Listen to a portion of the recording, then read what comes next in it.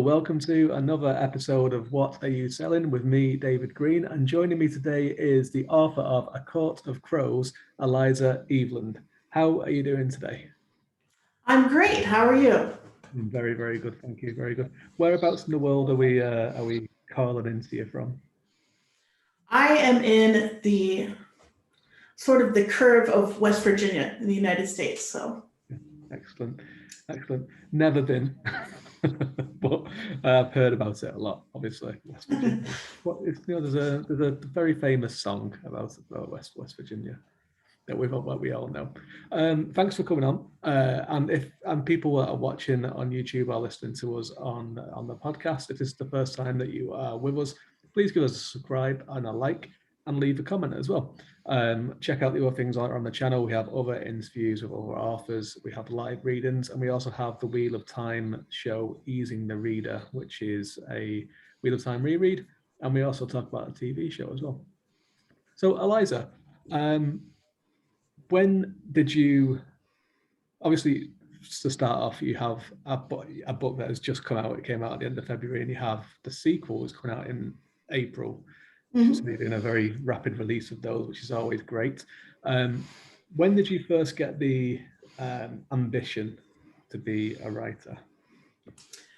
I've been writing pretty much all of my life. The first book that I wrote, I must have been 4 or 5, and it was like one of those little fold up pieces of paper, and you just fold it up, and it was a fairy tale about a girl who ran away from home. And I've been writing fantasy and magic ever since. And do you still have that book from what that you wrote when you were 4 or 5? I don't. I wish I did, but I don't. Can you remember what it was about? Do you remember? Has it worked its way into any of your other work since when you've been writing? Um, I remember that it was called The Rose Girl, but I horribly misspelled girl, so it says The Rose Grill. My sister teased me relentlessly for years about that. But other than that, no, I've never really retold the story or done anything with it. I think I've eaten at somewhere called the Rose Grill, I think. So it's always been something that you wanted to do. And reading was that something that was, obviously, if you were writing stories at that age, was reading must have been something that you were very passionate about. Oh, absolutely. I have been reading since I learned to read really early, and just never quit. Just reading all the time. So I was what? one of those kids who got in trouble at school for reading when I was supposed to be paying attention. Me too. Me too. They should have been talking about more interesting things, is what I Right? think. So what kind of things would you read, like from your younger days up until now? What are some of your inspirations and loves? Well, obviously, some of the classics like Tolkien. I was really obsessed with Charles Dickens for a long time. I actually have like collector's editions of that stuff in the background here. Um, I think that's where everybody starts with fantasy. And then as I got older, I kind of got more into like urban fantasy, like the Dresden Files and the Mercy Thompson series and stuff like that. And uh, I've read stuff that's horror. I've done Stephen King. I've done a little bit of everything. The one genre I've always said that I would never write or read was romance. So it's kind of funny that's where I am now, is writing and reading fantasy romance. Yeah.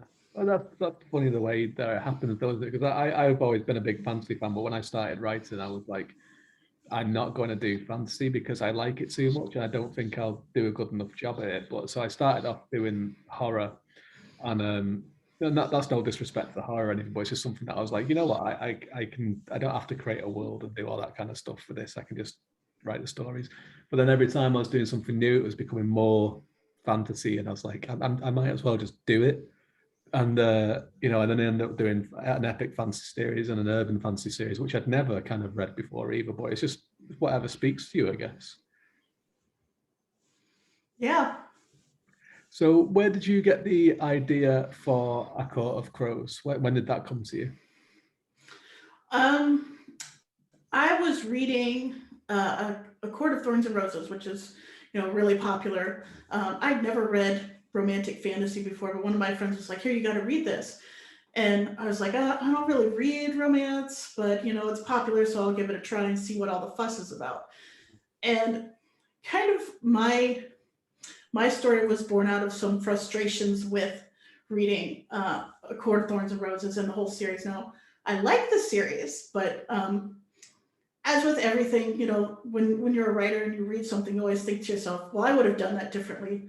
So this is kind of like my take on something that I would have done differently. And sort of, I've also like rescued pieces of other drafts and things that I had abandoned over the years and just kind of repurposed them and threw it all together, and book was born.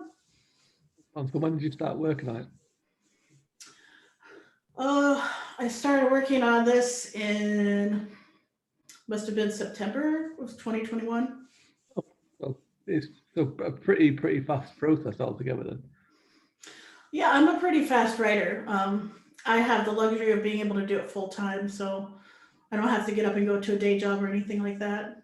Yeah, and the covers are fantastic as well. They really stand out for the two that you I mean. Obviously, you have the first one that's out now, which is A Court of Crows. You have A Game of Masks, which is coming out in April. Beautiful covers. This is going to be a 4-part series. Yes, 4 books. Yeah. So do you outline them before you start, or is it? I sort of start with a general 2 to 3 sentence summary, and that's all the outlining I really do. I have a summary of where I want to start, sort of like a midpoint, and then the ending, and that's really all I know. Everything else kind of happens as I go. Yeah, sure. So as you said before, the series it's just called Talons and Tethers, is fantasy romance, but there's quite a lot of epic fantasy in there as well. There's the backdrop of war. There's elven warlords in it. There's invasions and there's cities under siege. So was this kind of like a bit? Obviously, you brought in the romance thing, but and was that the thought that you were thinking when you were reading these romance books, that you were like, I would like more of this other stuff in here as well as the romance? Absolutely. My background before I was writing fantasy romance, I was doing like urban fantasy, horror, that sort of thing, and it's those genres are. I hate to say they're more plot heavy, but they kind of are. They have a stronger like plot that's not related to romance, and a lot of like the romance subgenres are just 2 characters falling in love and how that works out. And what I love about fantasy romance in particular is that it's kind of both of those things. You have a big overarching plot that's happening in the background, and sort of either despite that or because of that, your characters wind up together. Yeah, excellent. And so 4 books. So when do you? Obviously, you started writing this in September, and we've got 1 book down already. The next one is almost ready to go. I presume that it's finished and it's been edited and it's been revised at the moment. How soon do you think you'll get the other 2 out? I'm about halfway through writing the 3rd book. Um, I it's kind of hard for me to say at the moment because my cover designer is in Ukraine. So there might be interruptions on whether or not I can get the covers on time.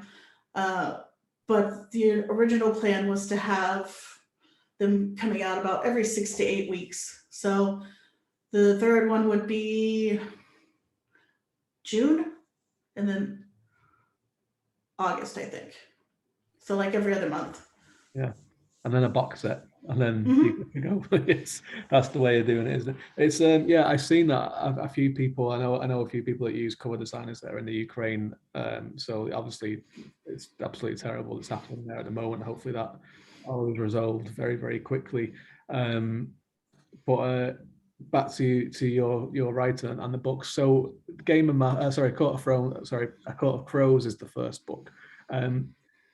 Describe, other than the kind of the genre and everything, what how would you describe this? How would you tell us about the synopsis if this was like, you had 5 minutes to try and sell it to as many people as possible? What would be the synopsis of it?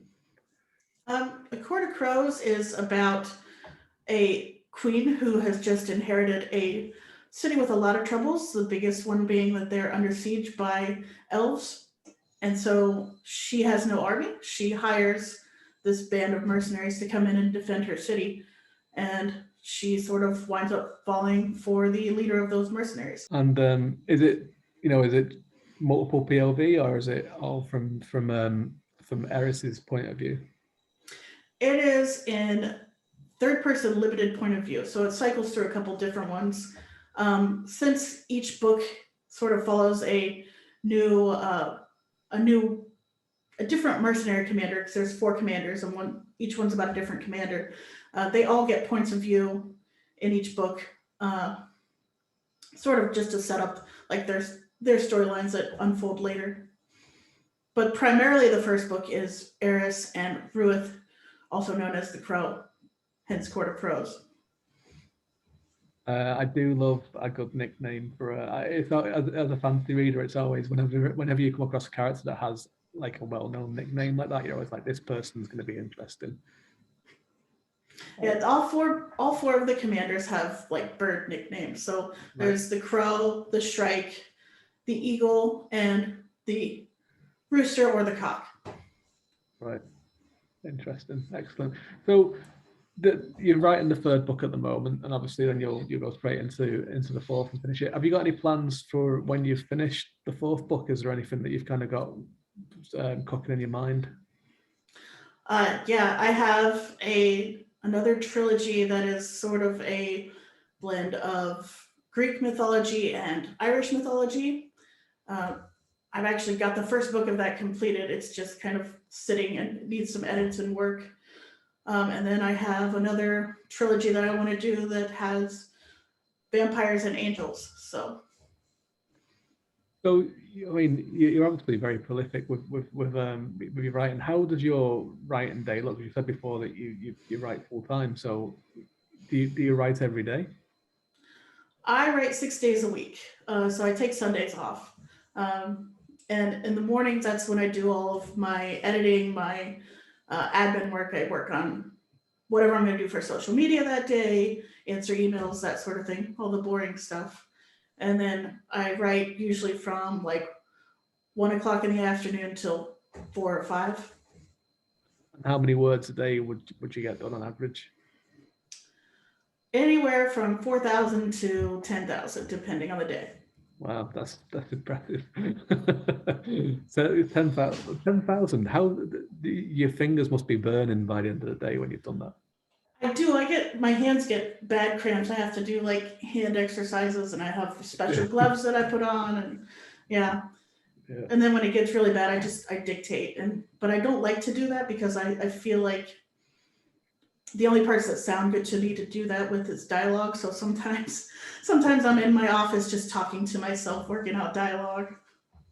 I do the same thing, right? Because you want to hear it if it sounds right or not, right? And that's the way it is. I also do a thing as well if I'm describing like action that I want to like. How do you do this? And I'll be walking around with like a pair of scissors, just going like thrusting at things, like So my husband's really into like HEMA, historical European martial arts reenactment stuff, and so we actually have swords and stuff in the house.